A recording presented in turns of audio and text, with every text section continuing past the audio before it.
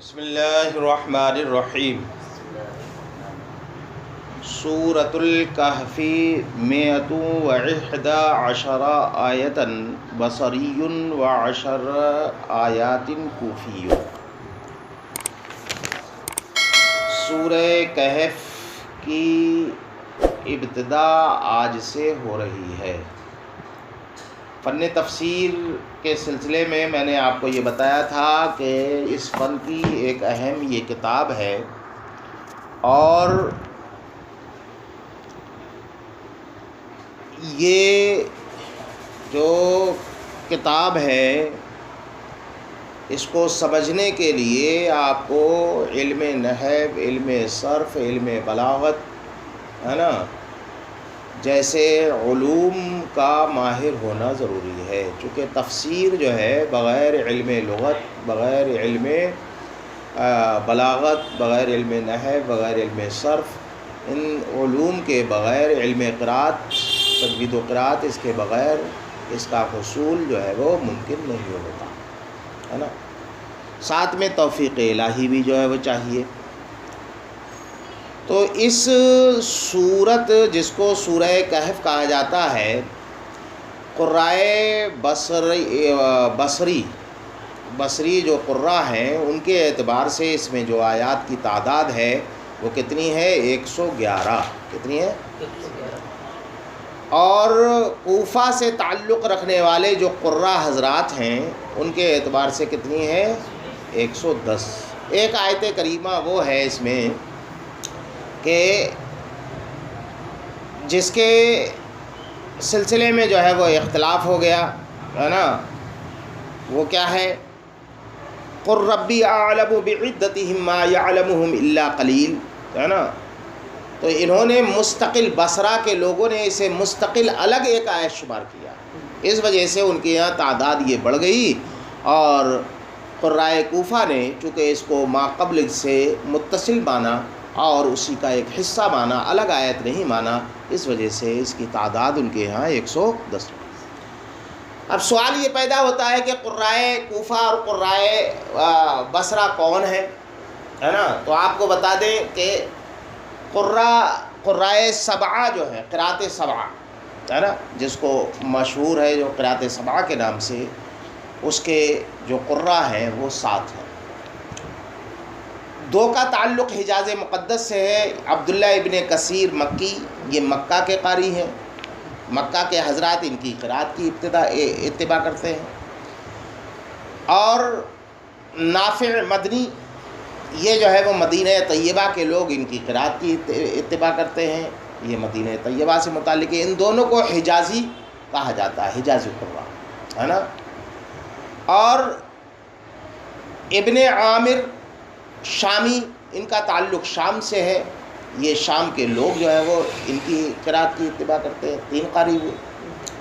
ابو عمرو بصری، ان کا تعلق بصرہ سے ہے، تو بصری ہے نا جو قاری ہیں وہ یہی ہیں، اور ان کے ان سے جو قرات کو روایت کرتے ہیں، جو راوی ہیں ان کے ہے نا، جیسے کہ امام عاصم کے جو ہے وہ راوی امام حفص ہیں جن کی ہم اتباع کرتے ہیں، احناف نے جن کی اتباع کی ہے، ایسے ہی ہر ایک کے شاگرد ہیں، تو ان سب کو بصری جو ہے وہ ہے نا، جو ابو عمرو بصری کے جو ہے وہ راوی ہیں، ان کی قرات کو چاہے وہ کہیں کے رہنے والے ہوں، ان کی قرات کو ہے نا بصری قراء کی قرات کہا جاتا ہے نا۔ تو ابو عمرو بصری کتنے ہو گئے؟ 4 ہو گئے۔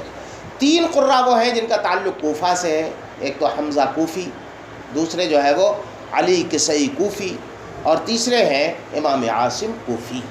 امام عاصم سے روایت کرتے ہیں امام حفص، امام حفص والی ہے نا قرات بروایت حفص سے، ہم لوگ کہتے ہیں کہ نہیں بروایت حفص، تو وہ جو ہے وہ امام عاصم کی ہے۔ تو 3 کا تعلق کوفہ سے، ایک کا تعلق بصرہ سے، ایک کا تعلق شام سے، ایک کا تعلق مدینہ سے، ایک کا تعلق مکہ سے۔ یہ 7 قراء ہے، ان کا نام جو ہے وہ یاد رکھنا، چونکہ آگے چل کر کے جو بحثیں آئیں گی وہ ہے نا مستقل طور پر جو ہے وہ یہ آئیں گی کہ جو ہے وہ انہوں فلاں نے یہ کہا، فلاں نے یہ کہا، بصری نے یہ کہا، کوفی نے یہ کہا، بصرہ کے قراء نے یہ کہا، کوفہ کے قراء نے یہ کہا، شامی نے یہ کہا، حجازی نے یہ کہا۔ تو سمجھنا چاہیے کہ کون ہے، کون مراد ہے، آگے چل کر کے یہ چیزیں آئیں گی۔ بہرحال یہ تو بات ہو گئی اس سورت کی آیات کی۔ کہ کتنی آیتیں ہیں۔ اب اس کا شان نزول کیا ہے سورہ کہف کا؟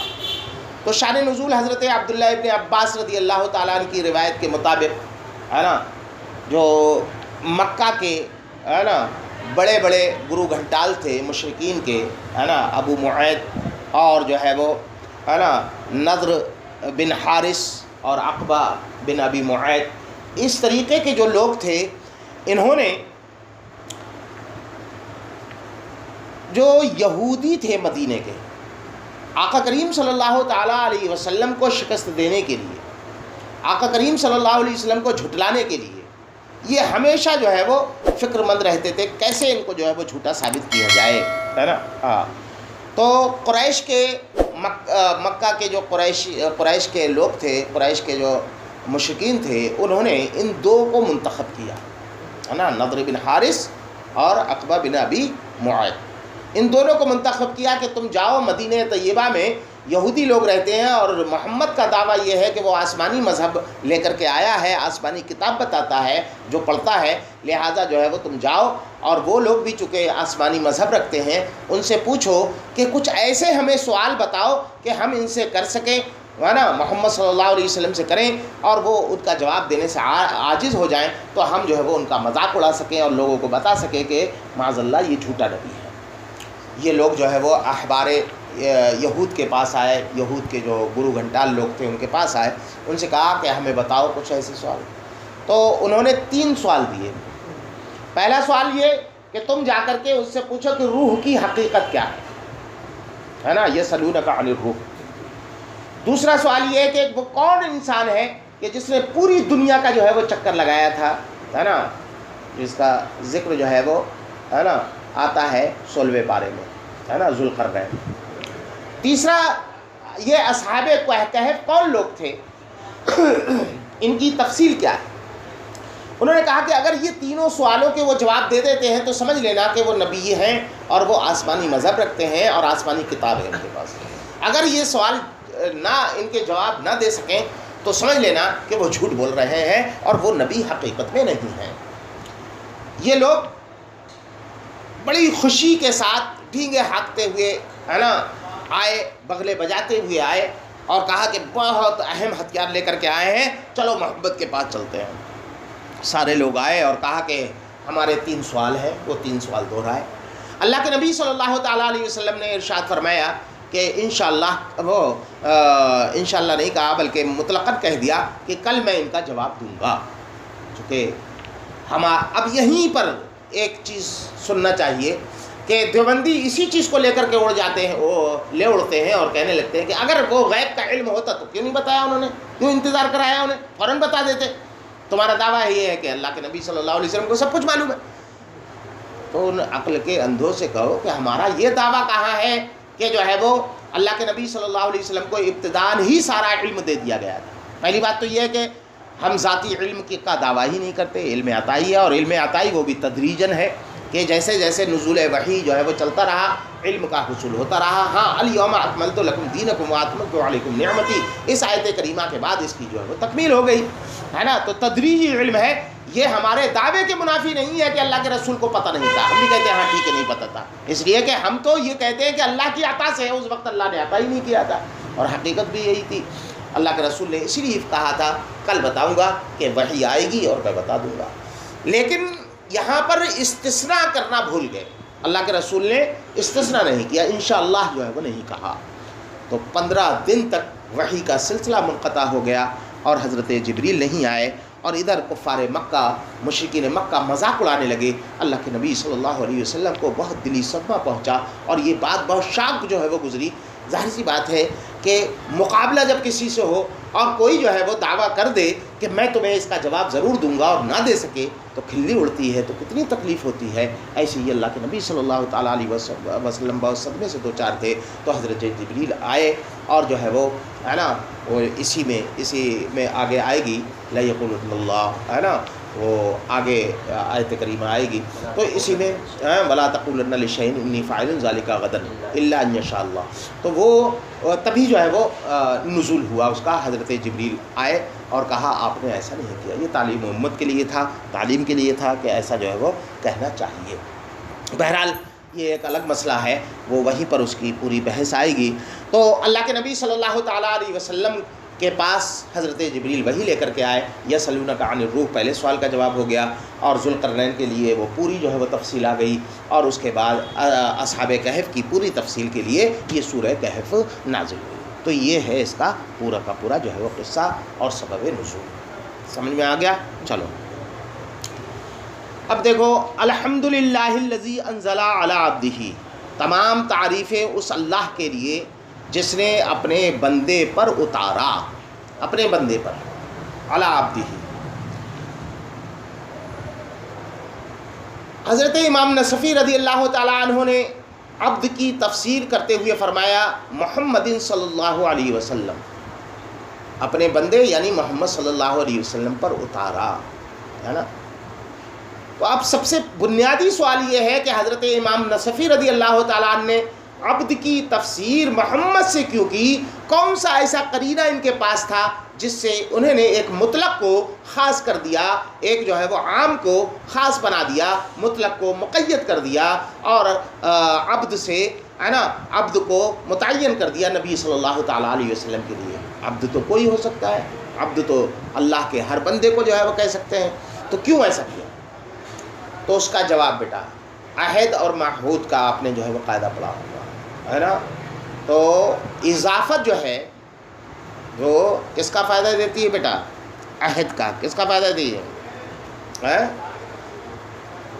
عہد کے لیے بھی آتی ہے، تخصیص کے لیے آتی ہے، یعنی جیسے الف لام برائے عہد ہوتا ہے، اسی طریقے سے اضافت بھی جو ہے وہ عہد کے لیے ہوتی ہے، اور معہود اس کا جو ہے وہ ذہنی ہوتا ہے۔ اور یہاں پر معہود کو جو ہے وہ متعین کیا کہ یہ اضافت جو ہے وہ عہد کے لیے ہے، اور اس سے مراد نبی اکرم صلی اللہ تعالیٰ علیہ وسلم ہے، لہٰذا حضرت امام نصفی رضی اللہ تعالیٰ عنہ نے اس کو جو ہے وہ خاص کیا نبی اکرم صلی اللہ تعالیٰ علیہ وسلم کے لیے۔ اور اس تخصیص کی وجہ یہ ہے کہ عبد اگرچہ جو ہے وہ مطلق ہے، اور مطلق جب بولا جاتا ہے تو اس سے اس کا فرد کامل جو ہے وہ مراد ہوتا ہے، اور ان عبد کے فرد کامل ہمارے نبی صلی اللہ تعالیٰ علیہ وسلم ہیں، اس لیے کہ وہ سید العالمین ہیں، سید الکائنات ہیں، سید الابرار ہیں، سید الانبیاء ہیں، ہے نا۔ اس لیے ایک دوسرے اعتبار سے بھی اس کی تخصیص یوں بھی کر سکتے ہیں کہ چونکہ نزول کتاب جو ہوتا ہے وہ عام لوگوں کے لیے نہیں ہوتا، تو عام لوگ تو خارج ہو گئے، اب کیا رہ گئے؟ انبیاء رہ گئے، ہے نا۔ تو یہاں عبد سے عبد میں تخصیص ہو گئی۔ پہلی تخصیص تو یہ ہوئی کہ یہاں پر عبد سے مراد عام عبد نہیں ہے، بلکہ وہ عبد مراد ہیں کہ جن کو اللہ رب العزت نے نبوت سے سرفراز کیا ہے۔ پھر ان میں بھی ایک تخصیص ہوئی، پہلی تخصیص یہ ہوئی، دوسری تخصیص اس اعتبار سے ہوئی کہ ان میں سے بھی، ان تمام انبیاء میں سے بھی ہر نبی نہیں بلکہ وہی نبی جس کے اوپر اللہ رب العزت نے کتاب نازل فرمائی، دوسری تخصیص ہو گئی۔ کچھ افراد اور جو ہے وہ چھٹ گئے، اب جو ہے وہ چند رہ گئے کہ جو صاحب کتاب ہے، ان صاحب کتاب میں ہمارے نبی صلی اللہ علیہ وسلم بھی ہے، تو انہی کو امام نصفی نے متعین کیوں کیا؟ تو اس کی وجہ یہ ہے کہ ان تمام انبیاء میں سید الانبیاء ہمارے نبی صلی اللہ علیہ وسلم، سمجھے؟ ہاں۔ الکتابہ، تمام تعریفیں اس اللہ کے لیے جس نے اپنے بندے محمد صلی اللہ علیہ وسلم میں پر کتاب جو ہے وہ نازل فرمائی، ہے نا۔ اب الکتابہ کی تفسیر القرآنہ سے امام نصفی نے کیوں کی؟ کتاب تو مطلق ہے، تو ہے نا، جس کا اطلاق جو ہے وہ ہر آسمانی کتاب پر ہوگا، چونکہ نزول نے متعین کر دیا آسمانی کتاب، عام کتاب نہیں بلکہ آسمانی کتاب۔ آسمانی کتابیں کئی ایک ہیں، صرف جو ہے وہ قرآن تو نہیں ہے، تو قرآن کو کیوں متعین کیا؟ تو کہا کہ یہاں پر الف لام جو ہے وہ عہد کا ہے، اور اس سے مراد جو ہے وہ ہے نا قرآن کریم ہے۔ سمجھ میں آیا؟ لقد اللہ عبادہ، اللہ رب العزت نے اپنے بندوں کو تلقین کی۔ یہ امام نصفی عبارت کیوں لے کر کے آ رہے ہیں؟ کیا بتانا چاہتے ہیں؟ کس بات کا جو ہے وہ یہ جواب دے رہے ہیں؟ تو یہ ایک سوال مقدر کا جواب ہے بیٹا۔ سوال یہ ہے کہ یہ کلام کس کا ہے؟ کلام الہی ہے نا، کلام الہی۔ تو کیا میں اپنے لیے یہ کہوں گا کہ سلیم کے لیے یہ ساری چیزیں ہیں، یا کیا کہوں گا میری ہیں یہ ساری چیزیں؟ یہ ساری چیزیں میرے لیے ہیں، یعنی کلام کا تقاضا یہ تھا کہ یہ کہا جائے الحمدللہ، تمام تعریفیں میرے لیے ہیں، اللہ ہی تو کہہ رہا ہے، تو اللہ جب انسان بات کرتا ہے، متکلم بات کرتا ہے، تو اپنے نام کو ذکر نہیں کرتا، بلکہ وہ تکلم کا صیغہ استعمال کرتا ہے، متکلم کا صیغہ استعمال کرتا ہے۔ تو یہاں پر کلام کا تقاضا یہ تھا کہ الحمدللہ ہونا چاہیے، یعنی جو ہے وہ تکلم ہونا چاہیے تھا، متکلم کا صیغہ ہونا چاہیے تھا، اور اللہ لے کر کے آئے، اور یہ اس میں ظاہر ہے، اور اس میں ظاہر جو ہے وہ غیبت کے مرتبے میں ہوتا ہے، غائب کے درجے میں ہوتا ہے کہ نہیں ہوتا ہے بیٹا؟ بولو۔